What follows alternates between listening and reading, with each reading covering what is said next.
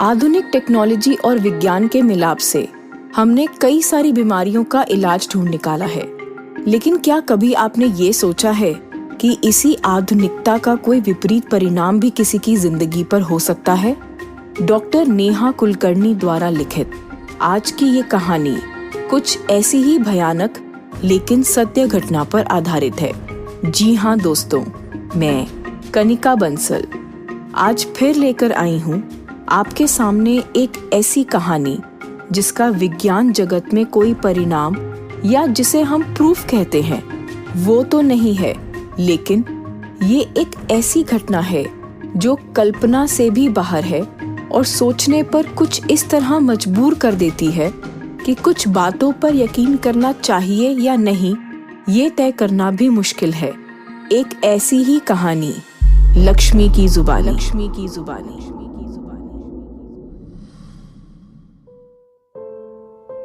Shastri ji college में professor की नौकरी करते थे और मैं लक्ष्मी एक हाउसवाइफ। हमारे 2 बच्चे थे। बड़ी लड़की विद्या 10 साल की थी और छोटा बेटा सत्या 5 साल का। दोनों ही बहुत होशियार बच्चे थे। विद्या अपनी क्लास में अक्सर फर्स्ट आया करती थी और अपने पापा की लाडली बेटी भी थी। इतना ही नहीं, विद्या अपने छोटे भाई की भी उसकी पढ़ाई में बहुत हेल्प किया करती थी। बस एक प्रॉब्लम थी मेरी विद्या के साथ, वो थी उसकी हेल्थ जो काफी सालों से ठीक नहीं चल रही थी। मैं और शास्त्री जी विद्या को लेकर काफी परेशान रहा करते थे, लेकिन छोटा सत्या अपनी हरकतों से हमारे चेहरे पर खुशी ले ही आता था। एक दिन हुआ यूं कि शास्त्री जी कॉलेज गए हुए थे और मैं घर के कामों में व्यस्त थी। सत्या और विद्या दोनों ही अपने कमरे में टॉयज के साथ खेल रहे थे। थोड़ी देर बाद मैंने दोनों को आवाज लगाई, सत्या, विद्या, चलो खेलना बहुत हुआ, खाना तैयार है, लंच के लिए टेबल पर आ जाओ। मेरी बात पर विद्या और सत्या दोनों ने ही कोई जवाब नहीं दिया। अरे क्या बात है, दोनों ही बच्चों ने कोई जवाब नहीं दिया। सोचकर ही मैं अचंभित हो गई और सीधा ही बच्चों को देखने के लिए उनके कमरे में चल दी। कमरे में जाकर देखा तो मेरी नजर नीचे जमीन पर पड़ी गुड़िया पर गई। ओहो, गुड़िया तोड़ दी। अरे अभी पिछले हफ्ते ही तो नई लेकर दी थी, ये बच्चे भी ना। ऐसा कहते हुए मैंने गुड़िया को हाथ में उठाया और उसका सर उसके शरीर के साथ पहले की तरह जोड़ दिया। मैं बच्चों को बुलाने बाहर चली गई और देखा कि विद्या गार्डन के पास सत्या को किसी बात पर डांट रही थी और सत्या रो रहा था। विद्या, क्यों रुला रही है भाई को? क्या हुआ? ऐसी भी क्या बात हुई है, मुझे नहीं बता सकती क्या? मैंने विद्या को डांट लगा दी। विद्या कुछ देर तक वहीं खड़ी होकर घूर रही थी और फिर वहां से अपने कमरे में चली गई। बड़ा ही अजीब बर्ताव था उस दिन विद्या का। थोड़ी देर बाद मैं उसे मनाने कमरे में गई। बेटा विद्या, सत्या तुमसे 5 साल छोटा है ना, तुम उसकी बड़ी बहन हो, ऐसे डांटना क्या सही लगता है? नहीं ना, मेरे और पापा की तो सबसे लाडली है तू, ऐसा ना किया कर आगे से, ठीक है? विद्या ने मेरी तरफ देखकर मुस्कुरा दिया और आकर गले लग गई। मैंने तब मन ही मन सोचा, पता नहीं विद्या इस तरह सत्या को क्यों डांट रही थी। अजीब सा चेहरा दिखाई पड़ रहा था उसका। ना गुस्सैल तो कभी नहीं देखा मैंने। उसकी डॉल तोड़ दी ना, इसीलिए उसे डांट रही थी। उसके बाद मैं अपने कामों में लग गई। कुछ देर बाद शास्त्री जी आए। बच्चे उनके साथ खेलने में व्यस्त हो गए। अगले दिन सुबह शास्त्री जी कॉलेज गए हुए थे। मैं मंदिर से वापस आकर सीधा बच्चों के कमरे में चली गई उन्हें देखने के लिए, और वहां जो चीज मैंने देखी उससे मेरे होश उड़ गए। सत्या अपनी सभी खिलौने लेकर हर एक की गर्दन मरोड़कर उसे धड़ से अलग कर रहा था। मैं ये सब देखकर बहुत ही परेशान हो गई। 5 साल का बच्चा भला इस तरीके से सर और धड़ को अलग क्यों कर रहा है? कहीं ये नहीं। मैं बिल्कुल ही हैरान रह गई और तुरंत जाकर शास्त्री जी को कॉलेज में फोन लगा दिया। हेलो, सुनिए, मुझे आपसे कुछ बहुत जरूरी बात करनी है सत्या के बारे में। मैंने घबराई आवाज में जब शास्त्री जी से कहा तो सामने से शास्त्री जी गुस्सा होकर मुझी को बोलने लगे। अरे क्या हुआ? अगर कुछ ज्यादा जरूरी है तो घर आके बात करते हैं। देखो मुझे यहाँ बहुत सारा काम पड़ा है, मैं घर आकर बात करता हूँ लक्ष्मी। कहकर शास्त्री जी ने फोन रख दिया। मैं दोबारा उस कमरे में गई। सत्या वहीं खिलौनों के बीच में खड़ा हुआ था। मैंने उसे पुकारा, सत्या, सत्या बेटा। सत्या ने धीरे से अपना सर ऊपर करते हुए मुझे घूरते हुए अजीब नजरों से देखा, मानो वो सत्या नहीं उसके अंदर कोई शैतानी आत्मा घुस गई हो। तभी पीछे से विद्या आ गई। अरे माँ आप यहाँ? और ये क्या? सत्या ने तो सारे खिलौने तोड़ दिए। पता नहीं आजकल इसे क्या हो गया है। माँ, अब से आप इसे एक भी टॉय लाकर ना देना। सत्या ने नीचे बैठकर सारे खिलौने इकट्ठे करके एक बॉक्स में रख दिए। मैंने सत्या को गोद में उठाकर कमरे में ले जाकर सुलाना ही ठीक समझा। विद्या चुपके से कमरे से बाहर खड़ी होकर सत्या को देख रही थी। शाम को शास्त्री जी घर आए। तब मैं किचन में खाना बना रही थी। डिनर के बाद बच्चे टीवी देख रहे थे। तभी शास्त्री जी ने मेरे पास आकर सुबह वाली बात छेड़ी। कहो, क्या कहना चाह रही थी सुबह कॉल पर? ऐसी भी कौन सी जरूरी बात थी जो कॉल पर ही करनी थी? मुझे आपसे सत्या के बारे में कुछ जरूरी बात करनी थी शास्त्री जी। आज जब मैं मंदिर से वापस लौटी तो कमरे में आकर देखा सत्या नीचे जमीन पर बैठा था और अपने सभी खिलौनों के बीच हर खिलौने का सर उसने धड़ से अलग कर दिया था। मेरे तो होश उड़ गए ये नजारा देखकर। भला 5 साल का बच्चा ऐसा क्यों करेगा? क्या सत्या वाकई में ऐसा कर रहा था? ये तो बड़ी अजीब बात है लक्ष्मी। मेरे ख्याल से एक बार सत्या को डॉक्टर के पास ले जाना चाहिए। अगले दिन ही हम सत्या को डॉक्टर के पास ले गए। डॉक्टर ने कहा, देखिए वैसे तो एक 5 साल के बच्चे के दिमाग में यहाँ वहाँ से टीवी देखने से ऐसी चीजें दिमाग में आ सकती हैं। शायद ऐसी ही किसी वजह से सत्या ने ऐसा कुछ किया होगा, क्योंकि पूछने पर तो उसने ऐसा कुछ नहीं कहा। उसके पास कोई जवाब नहीं है मिस्टर शास्त्री। लेकिन हाँ, मेरे ख्याल से एक बार सत्या को एक चाइल्ड साइकियाट्रिस्ट को दिखा देना चाहिए। मैं रेफरेंस लिख देता हूँ।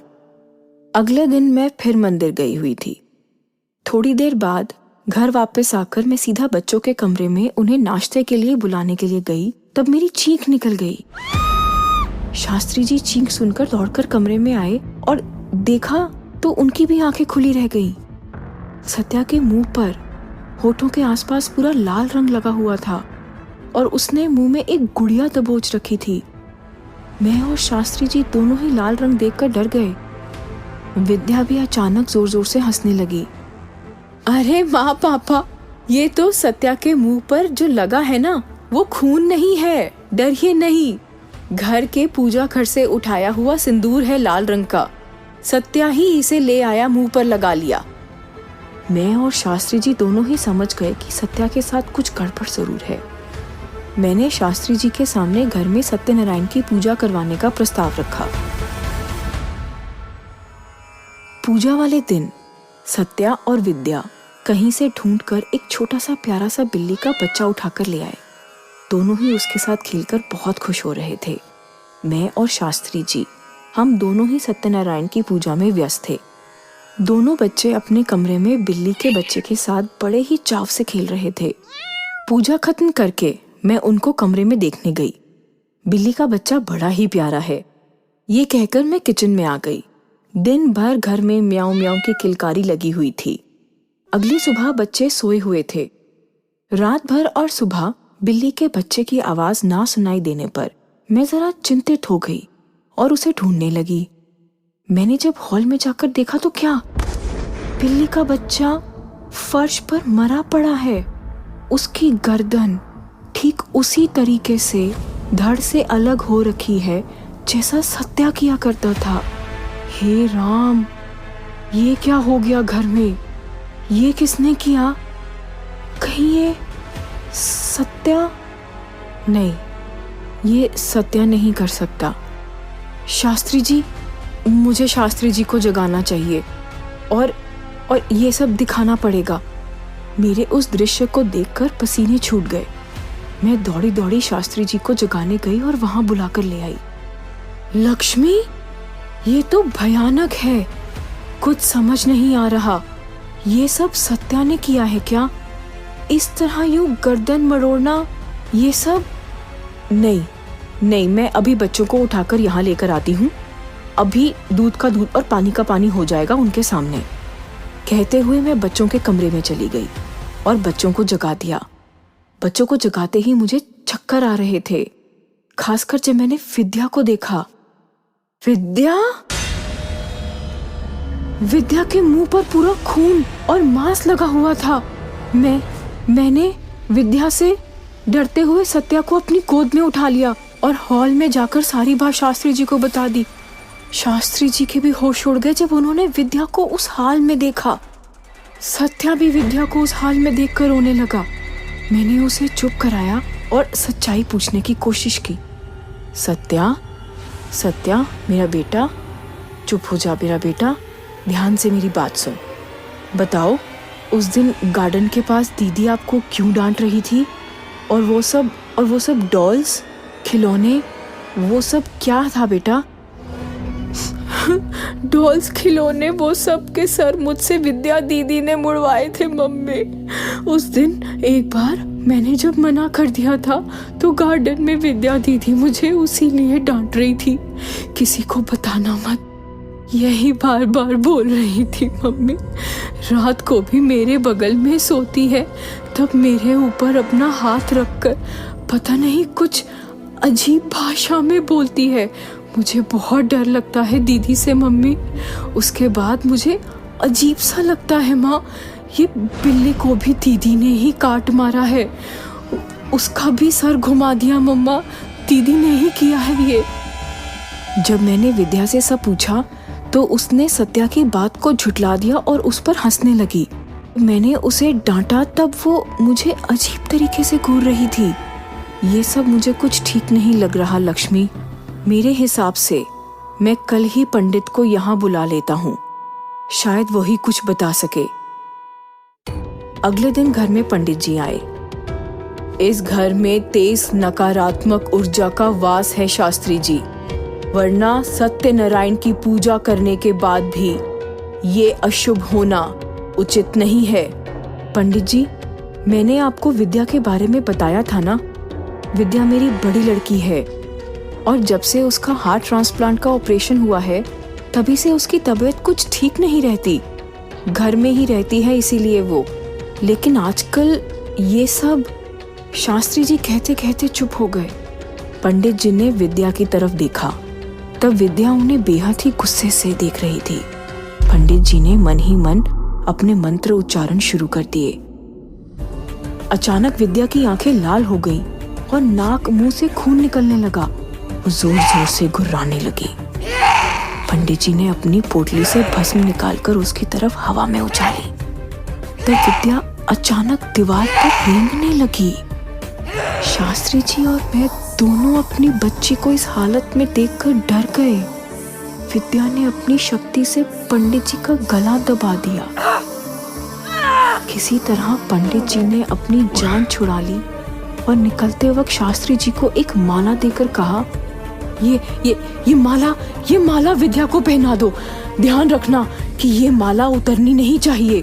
विद्या को किसी तांत्रिक शक्ति ने, बहुत ही ताकतवर शक्ति ने अपने वश में कर रखा है।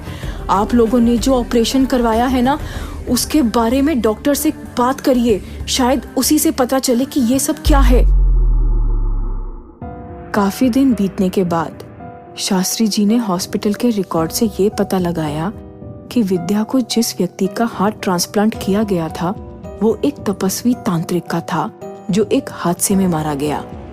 ये सारी बात मालूम होते ही मैंने शास्त्री जी से सत्या को हॉस्टल भेजने की बात कही। विद्या का धड़कता दिल तो मैं बदल नहीं सकती, मगर सत्या को हॉस्टल हमेशा के लिए भेज दिया गया।